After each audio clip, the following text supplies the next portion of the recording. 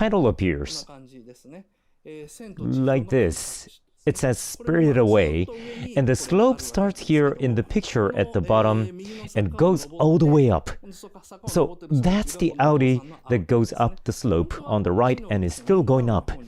He actually wants to go this way to the new town. It only takes a minute and 40 seconds at this point.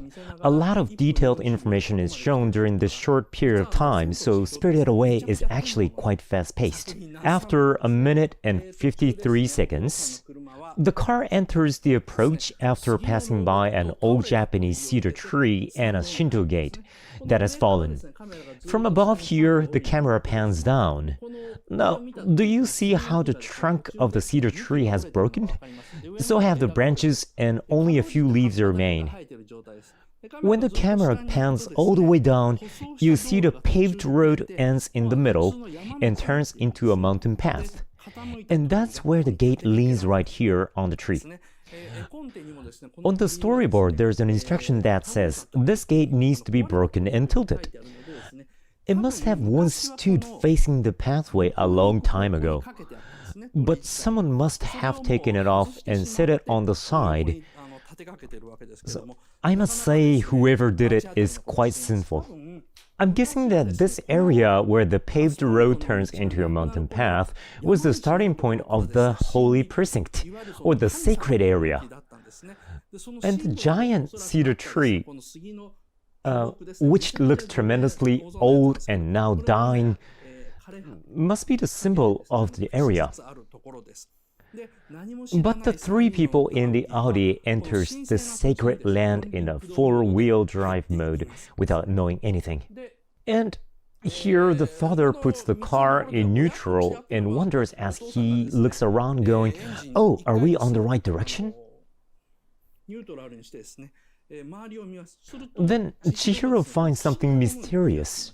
This is a cedar tree, and on the foot of the gate you can see a lot of small houses made of rocks.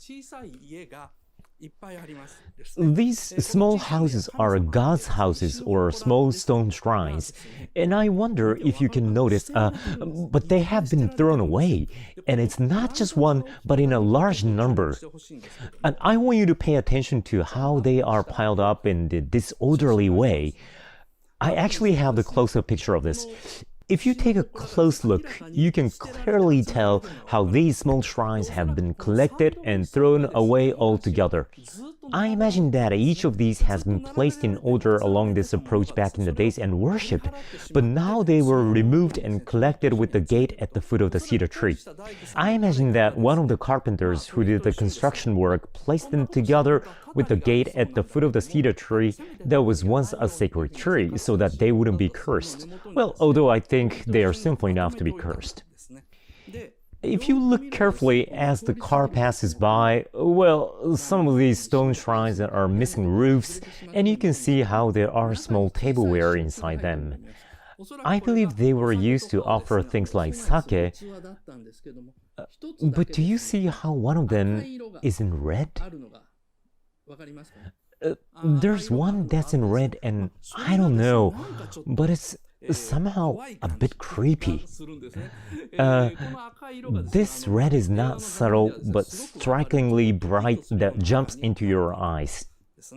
Now, you may have already noticed, but Spirited Away is actually a horror movie. It's basically a horror movie, but the second half is made with taste of fantasy, which is so fun to watch. It's hard for us to see it also because of the storyline where Chihiro changes her name to Sen and works. But at least for the first 30 minutes of the movie until the part where Chihiro meets Yubaba is pretty straightforward horror. So, how should we see this scene, where an area that was supposed to be sacred is dishonored with the gate removed, God's house is abandoned, and a car with a four-wheel drive carelessly entering inside? So, the storyline and the depiction here are structured so similarly to a type of Hollywood movie where a family, without knowing, moves into a cursed land owned by Native Americans. As for Chihiro, she has just left her last school, but hasn't transferred to a new one. Belonging to nowhere means she's unsettled, like a god without a house. She can enter this mysterious and sacred world because she's put under the same circumstance as the gods who are unsettled as their stone shrines have been destroyed. There's a classic setting in horror movies.